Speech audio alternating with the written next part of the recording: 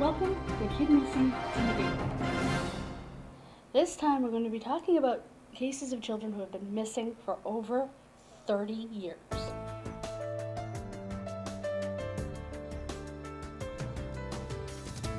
First, I would like to give you an update on a case that we talked about on our last episode, the case of Angelo Andy Puglisi. On September 16th, there was a search with 10 canine units, including the Massachusetts State Police Canine Unit, and many others, including forensic anthropologist Anne Marie Myers, who actually identified the body of Molly Bish.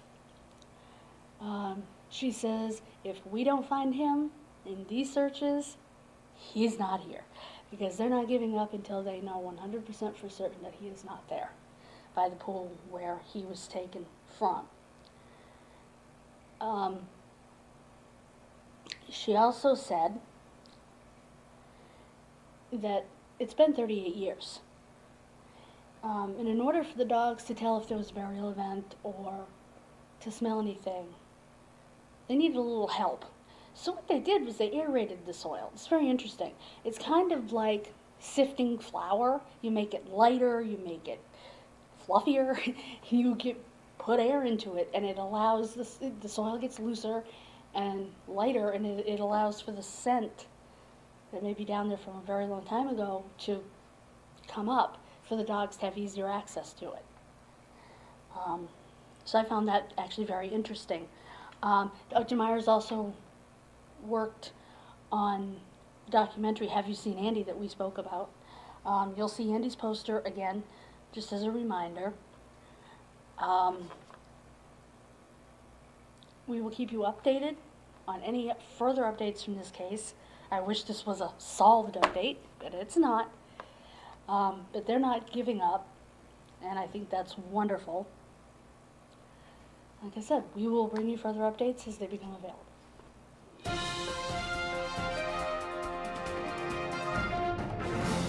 Stephen Craig Damon was 2 years old when he disappeared on Halloween Day, 1955, from East Meadow, Long Island, New York.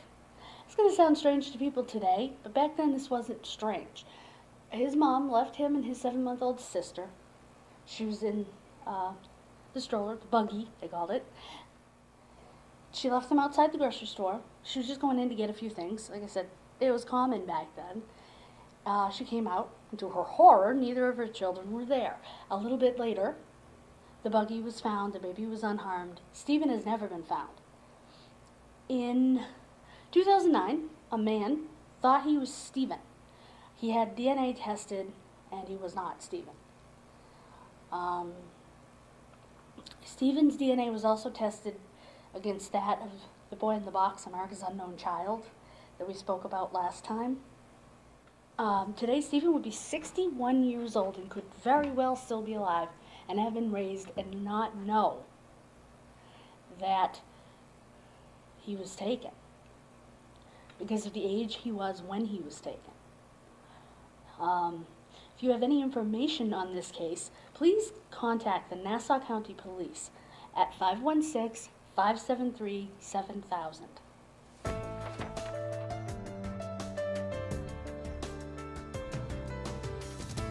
Elizabeth Beth Gill was 2 years, 10 months old when she disappeared from Cape Girardeau, Missouri, from her own front yard, June 13th, 1965. She's believed to have been taken by a group of people who were staying at a motel, like a motor inn, that was behind her parents' home, and they were selling purses. They were borderline criminals. Here, in this clip, her sister, Martha, who I was privileged to have on my show, and I'm even more privileged to call my friend, Martha Gill Hamilton, explains about this. There was a group that were traveling through town. In fact, they're known as travelers, and they were going door to door. And there were a number of reasons that the police started looking at them. Unfortunately, the people that we know for sure were in Cape Girardeau are either deceased or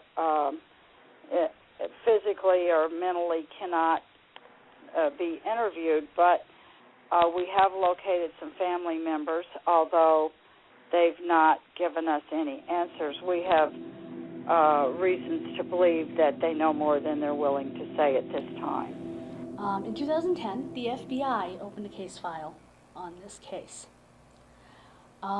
You can find more information about Beth at Finding Beth Gill on Facebook. Also, you'll notice the poster's a little different than from my normal posters because it's not. It's a poster that the family actually gave me, that they made, because all the sisters have very similar characteristics, so they placed pictures of each of Beth's sisters as adults at the bottom because they believe that Beth would look like her sisters. So, you'll also notice during the last clip and during the next clip that I'm about to play for you that Beth's mother is still alive. It's a picture of Beth's mother holding a poster asking for help finding her daughter. And that's kind of even more near and dear to me than it ever was because I recently found my grandmother's daughter. And I would love to give this woman the same happiness and joy that I was able to give my grandmother. I'd like to play another clip for you of Martha Gill Hamilton. It's about Team Hope, a program for families of the missing, sponsored by the National Center for Missing and Exploited Children. She's been involved in for a very long time. Now, you also have, is it called Project Hope? Team Hope. Team Hope. Can you Team tell Hope us is about a group under the National Center for Missing and Exploited Children, and we try to give emotional support and advice somewhat to families of the missing. The members in Team Hope, and I think there's between 110 and 120 members, are all families of missing children. If you have any information, before I do that, DNA has been done on 9 different women, and they all came back negative. There's a strong belief that Elizabeth is alive. Also, the people involved in the case, unfortunately, because 50 years have passed as of next June, if they were 30 years old then, they're pretty darn old now. Some are deceased. 2 of them that they would have liked to speak to have Alzheimer's or dementia and are uninterviewable. So either somebody had to be told in order for this to be solved, or somebody had to overhear something, suspect something, or a younger member of the family, maybe. Any one of those things in order for this to be solved. If you have any information, you can call Detective Jim Smith at the Cape Girardeau, Missouri Police Department, extension 1120, 573-335-6621.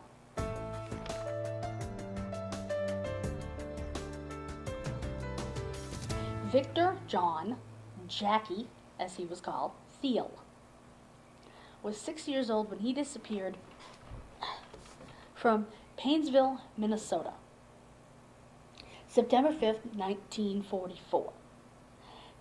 Jackie was walking home for lunch from school. They didn't have school lunches back then. I learned this from a 90-year-old relative, actually, who used to walk home with his sister. I thought that was pretty neat. His mom made him change his suit every day.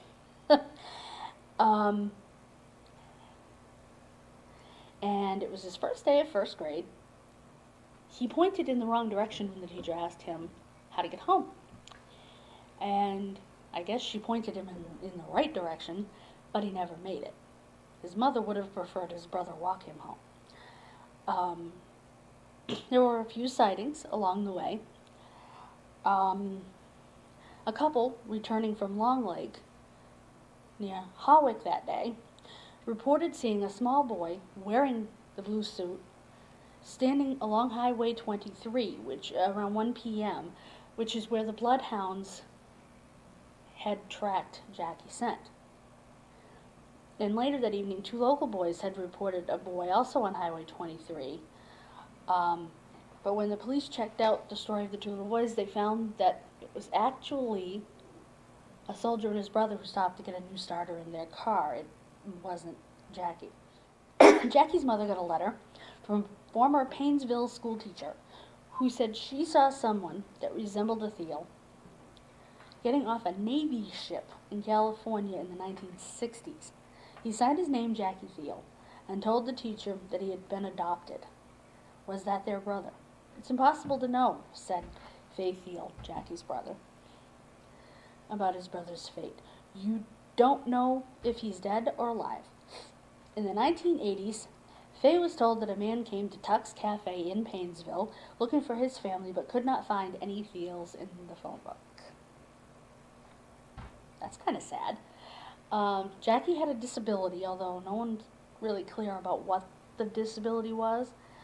And the search for him was amazing. Hundreds of volunteers, farmers, businessmen, Boy Scouts, Civil Air Patrol, everybody you can imagine.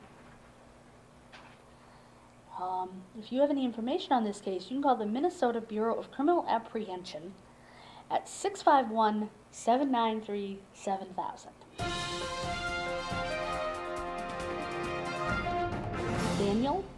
Danny Barter was 6 years old when he disappeared June 18, 1959 from the Perdido Bay, Alabama.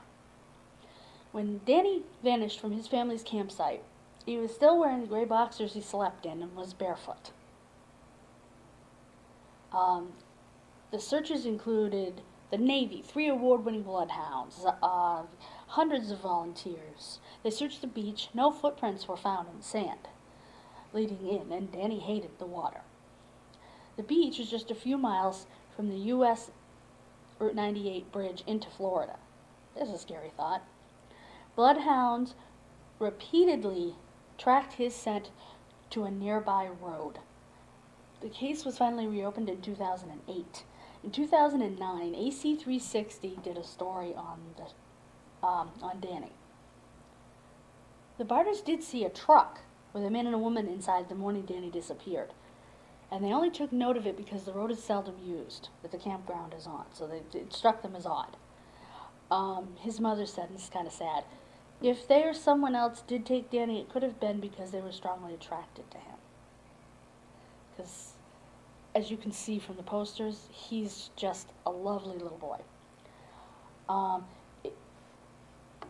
I would like to thank my friend Lynn Reuss, that's Reuss, for helping me with this case, for bringing this case to my attention. She's an amazing woman who has worked with the family. The family has publicly thanked her. She used to have a website for Danny, and also for Mississippi Delta Dawn, who was unceremoniously dumped off a bridge into the Mississippi River, age about 2. And that's Lynn's passion. If you have any information on Danny Barter, please call the Baldwin County Sheriff Huey Haas Mack at 251-937-0210 or the Mobile District FBI office at 251-438-3674. Police and the FBI had a $5,000 reward on offer as of 2009. I don't know whether this reward is still on offer or not.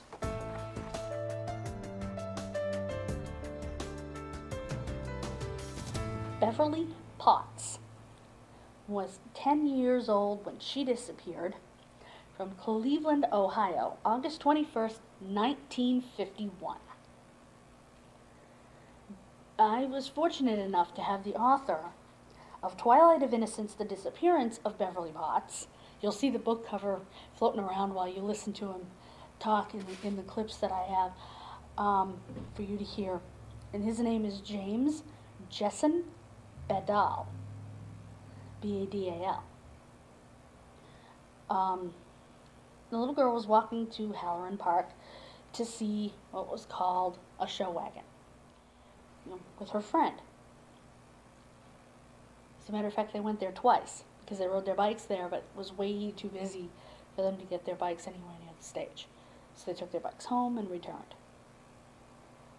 About 8:45, her friend, Patsy, became a little nervous and decided she was going to go home because her mom had let her stay out a little longer than her mom wanted her to because she was going to be with her friend, Beverly, and Beverly had permission to stay for the whole show wagon.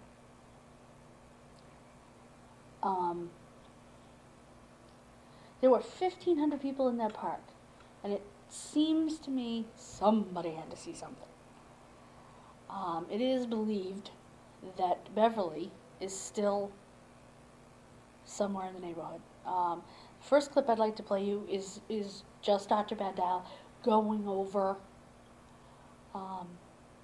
what happened that evening. Well, Beverly and her best friend, her next-door neighbor, Patsy Swing, were going to the show wagon performance, and they left about 7:45. The show started at 8. This is literally a 2-minute ride away from their bicycles. When they got there, they discovered that there were 1,500 people there. They couldn't get close to the stage with their bicycles, and there was no safe place they could leave them. So they decided to take their bicycles home and go back. And as they were coming back, Mrs. Swing stuck her head out the window and said, "It's getting late, Patsy, you better come in." And Patsy said, "Well, Beverly's mother said she could go to the show. Can't I go too?" And she said, "Well, okay, but be home by dark." Beverly's mother, Elizabeth, died in 1956. They say of a broken heart. Her father died many years later and stayed in the home. It's actually quite sad. There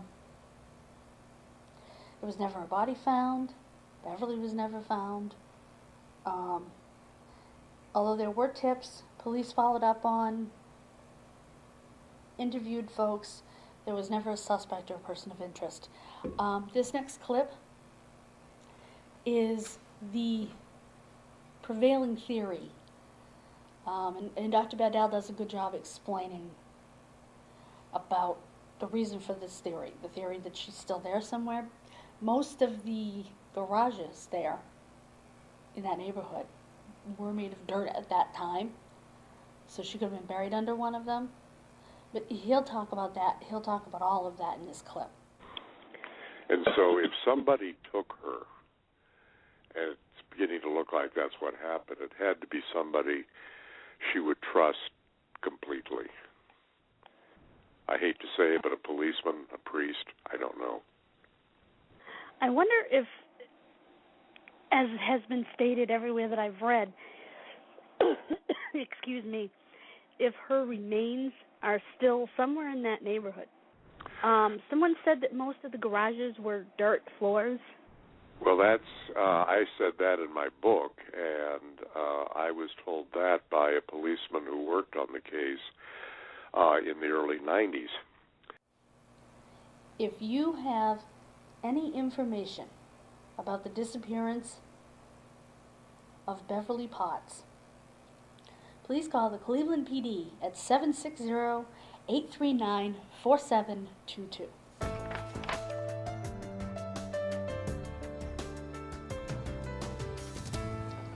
Amy Billig was 17 years old when she disappeared from Coconut Grove, Florida, on March 5th, 1974. Amy had come home and she wanted money from her dad, to buy shoes or something. And she called him at his office, and he said, "Sure, come by my office, I'll give you a few dollars." So she was going to hitch a ride to his office. That wasn't uncommon back then whatsoever. She never made it. The prevailing theory about what happened to Amy is that she was abducted by bikers, drugged, made someone's old lady, and maybe sold to another biker gang or whatever. Well, a biker with a good heart tried to help Amy's mother, Susan. He even brought her to a biker bar, brought her to their world, tried to get somebody to talk to her. Well, all that got for him was several broken bones, because he got the tar beat out of him, and he wasn't in a hurry to help after that, because he valued his life and his bones. So you can't really blame him at that point at all. I wouldn't be too hepped on helping someone either. The strangest lead came from a private detective who was standing in an English post office when a man, appearing to be a biker, walked up to him and offered to sell him the Coconut Grove Girl. Say what?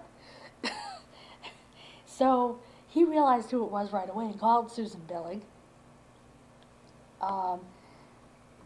Susan wrote a book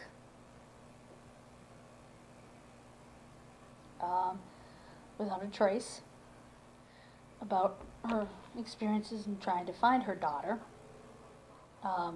and everything that she went through, which a lot of it was documented on the program Unsolved Mysteries. Amy's father died of a heart attack not many years after Amy disappeared. Amy's mother passed away in 2005 at age 80. She made her son promise, right on Unsolved Mysteries, that he would continue the search for his sister. As far as I know, he has. Amy's parents are now with her, chances are, and know what happened, but her brother deserves to know and deserves to be able to put her earthly remains with their parents. If you have any information about the case of Amy Billig, please call the Miami Police Department at 305-579-6530.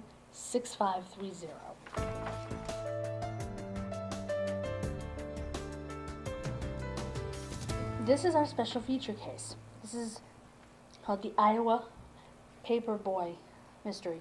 Originally, it was reported that all three boys were paperboys. Actually, they weren't. The first two were Johnny Gosh, age 12, September 5th, 1982, and Eugene Martin, 13, August 12th, 1984, were both paperboys. Mark Allen was not, although, as I said, he was originally reported to have been. He was 13 when he disappeared March 29, 1986, all from Des Moines, West Des Moines, Iowa. The first one I'm going to talk about is Johnny, but I have to tell you, Johnny Gosh's story is worse than a jigsaw puzzle with the little bitty pieces. It's horrible to try to put together without sitting here for like 8 hours. So I had to condense it. Give you the Reader's Digest condensed version. Johnny was abducted while he was getting his papers to deliver them. A man in a car drove up asking for directions. He was a little freaked out. He said to his friend, "I'm done getting my papers, I'm out of here." And the person turned back around and asked the adult carrier the same question. And that vehicle was heard not too far away from there because it had a loud muffler. It was before dawn because that's when they get their papers, and the vehicle, believed to be a Ford Fairmont, blue, woke a couple up out of sleep. They did look out the window at the car, but they didn't see a little boy. So whether this car was involved in the abduction, we don't know for sure. Johnny was the first missing child on a milk carton. Johnny's mother also wrote a book. Her name is Noreen Gosh. Gosch, by the way. She wrote a book called Why Johnny Can't Come Home. I'd be interested to read it. A lot of people think that she's lost it. Probably mostly out of grief. I am not going to judge her here today. I'm not. Even though I think some of her ideas are out there, some of her ideas make sense. So you can't judge someone's grief, and how they handle something like this. So I refuse to do that. She believes he was taken by sex traffickers, which is actually not an unreasonable assumption. Somebody may be gaslighting this woman also, because an envelope of pictures of bound boys, one of which she believes is Johnny, was left on her doorstep at one point in time, along with a picture of a man who appeared to be dead and strangled. Police didn't really take it seriously. Florida police somehow got involved and said, well, that was a case from the 70s or whatever. I don't know. I really don't. Therefore, it's not Johnny, period. Done. I don't know that. Because different people have said different things about whether, experts about whether it could be Johnny. And one time, a gentleman who was blogging online was thought to be Johnny. In fact, when Johnny would have been 27 years old, a man brought a young man to visit her who supposedly had the same birthmark and was Johnny. Do I necessarily believe it was Johnny? I have no way of knowing for sure whether or not it was Johnny. I will say this, though. If somebody's gaslighting her, they're the ones that need professional help. If you would do that to a grief-stricken woman,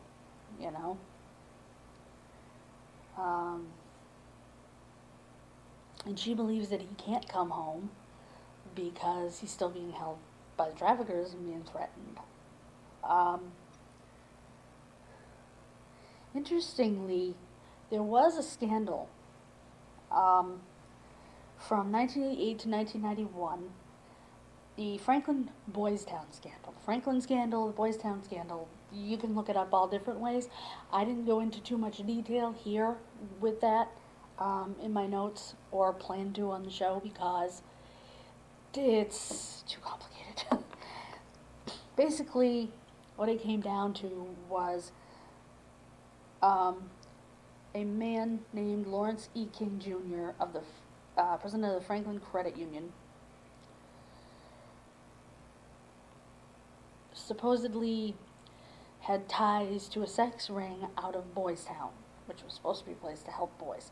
Many boys have testified and done interviews stating things about their abuse, and I found most of them to be credible, and you can see these online.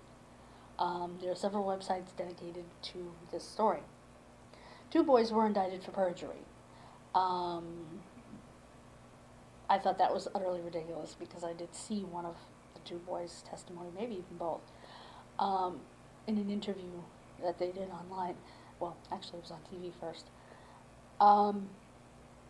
And I found him to be credible, to be honest with you. And she believes that these boys were a part of this. I think it's possible. She talks about government cover-ups. We know that the Boys Town scandal was covered up by government, and that's why those indictments were handed down, because some of the victimizers were, senators and whatnot, and they want to get in trouble. That's absolutely proven. You can, like I said, go online and look it up. Not naming any names, but nor do I remember any of the names, too many. But it's absolutely proven. In fact, it was blocked. It was supposed to be a Dateline, I think it was, or 2020. One of the two had put together an entire show on it, and it got kiboshed. But if you go on, there are documentary sites where you can watch documentaries for free, where you can actually see the show that never aired about this because the kibosh was put to it. Tells me all I need to know. The second little boy that disappeared almost identically to Johnny, with one glaring difference to me. Eugene was again picked up his papers to deliver them, same as Johnny. The difference is when Eugene's papers didn't get delivered, people called the newspaper. When Johnny's papers didn't get delivered, they called Johnny's house, and Johnny's father went. Why didn't people call Eugene's house, and why didn't the manager, when he found Eugene's bag outside of Des Moines in an intersection, not call Eugene's parents? It wasted a lot of time. And Eugene's mother finds out she can't report him missing for 48 hours? Okay, then. Of course, back then that was not uncommon. Detective Raleigh says this is the only case that really still bothers him. He has a large poster of Eugene in his garage hanging up. It's a big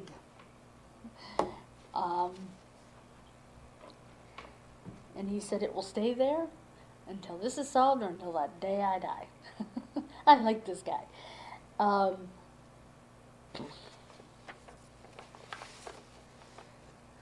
And he was on the case until 2001.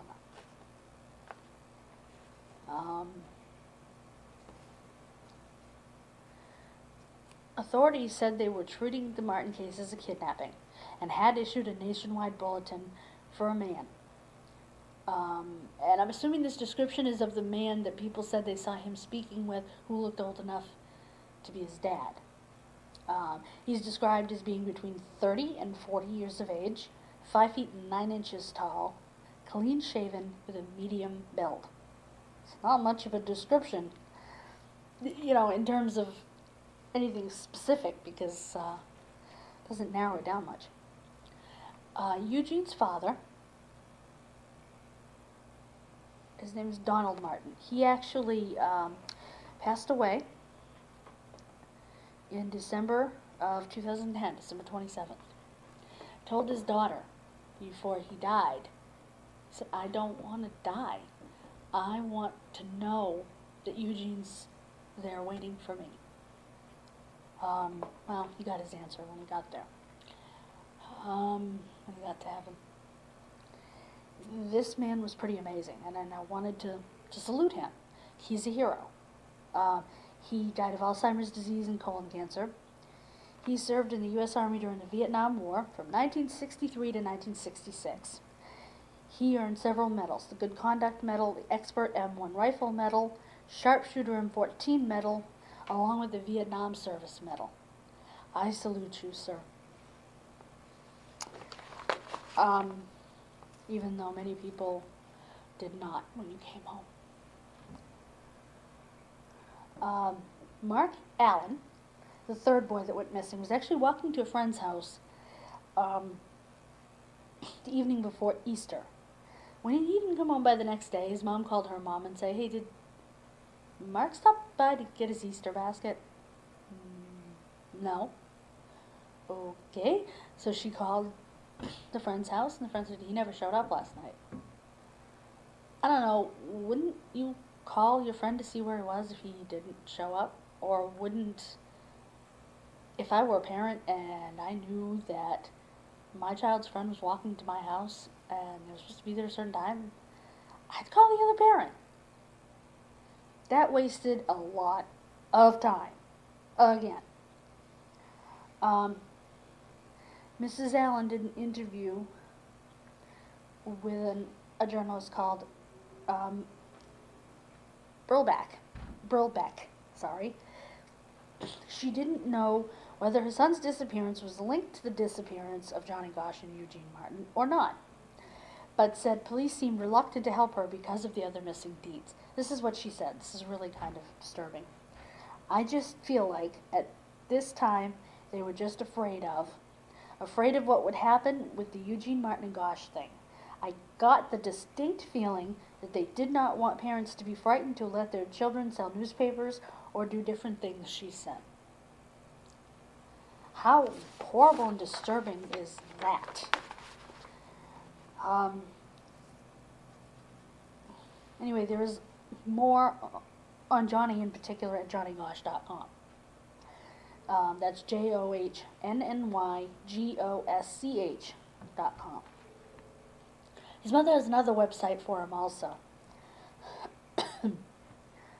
that you'll easily find if you Google Johnny Gosh.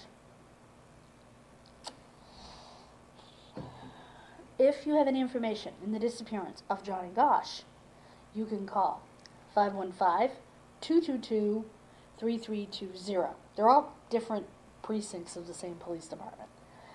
If you have any information in the disappearance of Eugene Martin, you can call 515-283-4864. If you have any information in the disappearance of Mark Allen, you can call 514-283-4811.